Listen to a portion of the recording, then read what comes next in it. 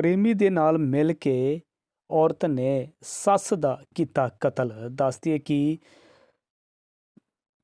ਪ੍ਰੇਮੀ ਦੇ ਨਾਲ ਕਾਫੀ ਲੰਬੇ ਸਮੇਂ ਤੋਂ ਪ੍ਰੇਮ ਪ੍ਰਸੰਗ ਚੱਲਦਾ ਆ ਰਿਹਾ ਸੀ ਤਾਂ ਦੋਨਾਂ ਦੇ ਵਿਚਕਾਰ ਕਾਫੀ ਜ਼ਿਆਦਾ ਮਿਲ ਮਿਲਾਪ ਵੀ ਵੱਧ ਚੁੱਕਾ ਸੀ।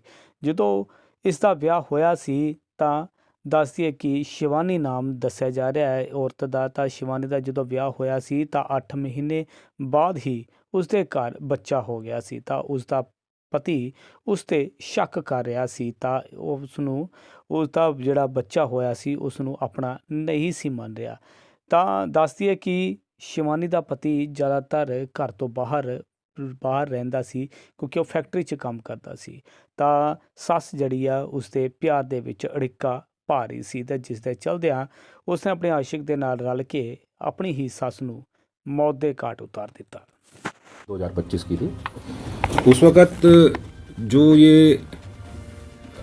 इंसिडेंट था वो एक इत्तफाकन उसमें दर्ज हो गया था, 174 कार्रवाई हम जो बोलते हैं, लेकिन चूंकि इसमें शक था पति को पहले ही अपनी वाइफ पे, तो उसमें जब हमें जो सबूत हमारे सामने आए और जो शक के आधार पे हम इसमें जब इन्वेस्टिगेशन में आगे चले तो उसमें हमें पता लगा कि जो मृतका की बहू थी यानी लड़के की वाइफ थी जितेंद्र की, शिवानी, उसी ने ही अपने प्रेमी राजेश के साथ मिलके उसका कत्ल किया था घर में।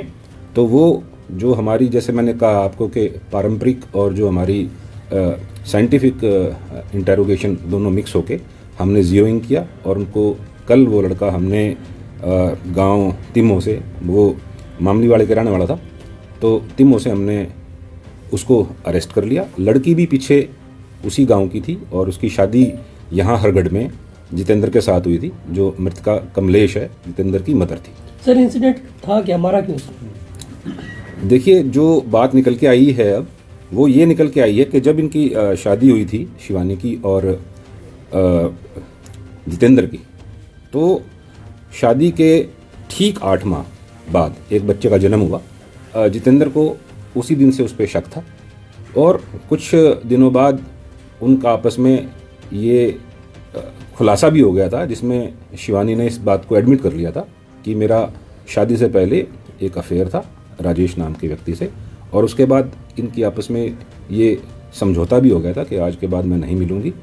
और जो मोटिव था शिवानी का वो ये था कि जब तक, क्योंकि जो जितेंद्र है वो फैक्ट्री में कार्यरत था, काम करता था, घर से बाहर रहता था, लेकिन उसकी जो मदर थी वो वृद्धा होने के कारण घर में रहती थी। बीच का एक कांटा थी जिसको कि उन्होंने आपस में साजबाज होके अपने रास्ते से। ਜਾਣਕਾਰੀ ਮੁਤਾਬਕ ਕਤਲ ਦੀ ਵਾਰਦਾਤ ਨੂੰ ਅੰਜਾਮ 19 ਜੁਲਾਈ 2025 ਨੂੰ ਦਿੱਤਾ ਗਿਆ ਸੀ, ਪਰ ਲਗਾਤਾਰ ਅਜੇ ਵੀ ਪੁਲਿਸ ਮਾਮਲੇ ਦੀ ਜਾਂਚ ਕਰ ਰਹੀ ਸੀ ਤੇ ਆਖਰ ਪੁਲਿਸ ਨੇ ਇਸ ਅੰਨੇ ਕਤਲ ਦੀ ਗੁੱਥੀ ਨੂੰ ਸੁਲਝਾ ਲਿਆ, ਜਿਸ ਤੋਂ ਬਾਅਦ ਪੁਲਿਸ ਨੇ शिवानी ਤੇ ਉਸਦੇ ਆਸ਼ਿਕ ਨੂੰ गिरफ्तार कर लिया।